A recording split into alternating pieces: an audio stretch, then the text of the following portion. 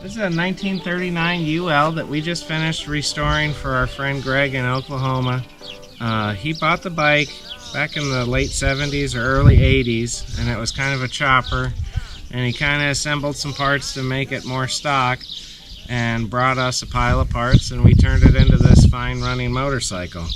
This is a little bit outside of our comfort zone. We're mainly known for doing knuckleheads and a few panheads, and over the years we've probably turned 20 of these big twin flatheads into knuckleheads and just sold the motors. So this is the first big twin flathead that we've ever gone completely through, and I'm really excited. I'm going to take it for the first ride today and see what it's like.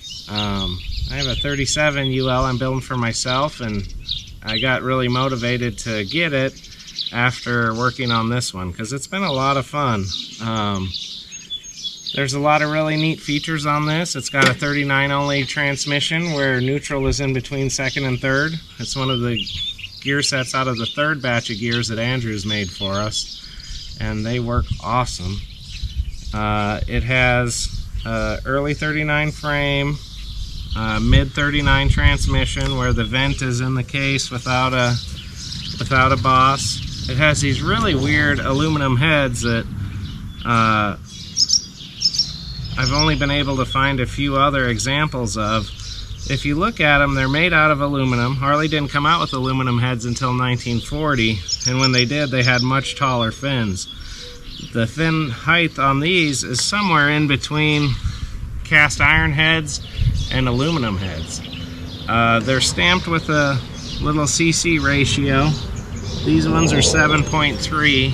I found a rear head, and I'm looking for a front head for my personal bike, but I don't know if I'll ever find one. So while we were rebuilding this, I had this one scanned, so if I ever needed to make one, I could. The frame needed a bit of work. It's a correct for late 38 and about half a 39. 39 is the last year of this style decal. It's a 1 year only paint job. Year and a half only toolbox. Last year of... Oh, here comes EPS.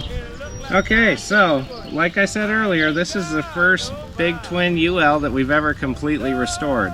A lot of these bikes, we get them, we sell the motors, we find knucklehead tanks and turn them into knuckleheads. And this is kind of a cool opportunity because I've never really ridden one of these bikes that we've completely done. I've ridden a lot of them that we've turned into knuckleheads. So this is kind of my maiden voyage, and right now the bike has 486 miles on it.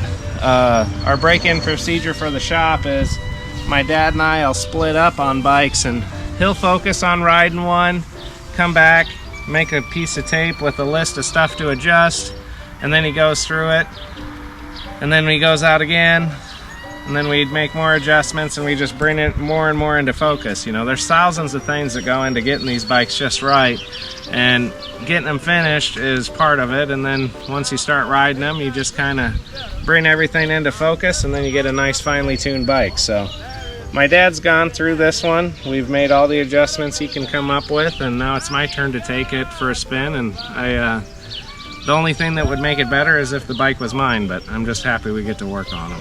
So turn the gas on, give it a couple prime kicks.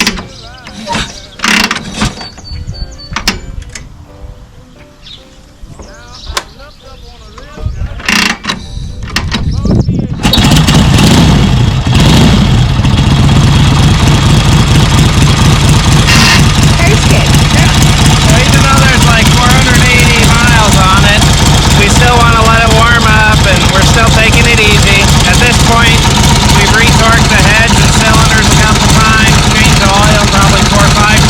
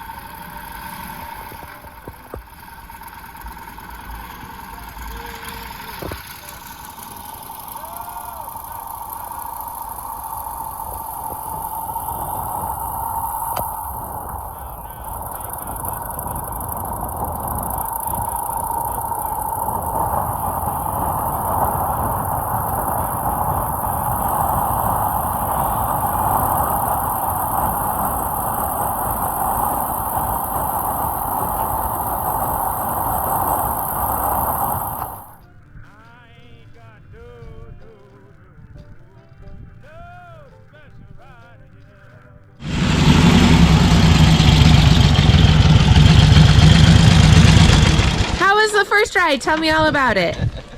Yeah, it was really fun. The bike has tons of power. It's very smooth, very quiet. People always told me these things were noisy, but I really enjoyed it. It's got more power through all 4 gears. It's not so much about riding the revs like on a overhead valve. It's pretty cool. It's hardy and it's strong. I like it a lot. Now, tell me the difference between riding a knucklehead versus riding a UL model. I feel like riding a knucklehead or panhead, it has more of a power band, and this just has unlimited power through all the gears. So the thing that you have to be afraid of on these, or what I've been told, is that the thing you have to be concerned about is running it for extended amounts of time and overheating it. So, but I think it's fine. So I really like it. I'm sure Greg will like it. This is the best version of it it's ever been since it was new. So it feels good to bring it to completion. Awesome. Great. Thank you for taking through this bike today.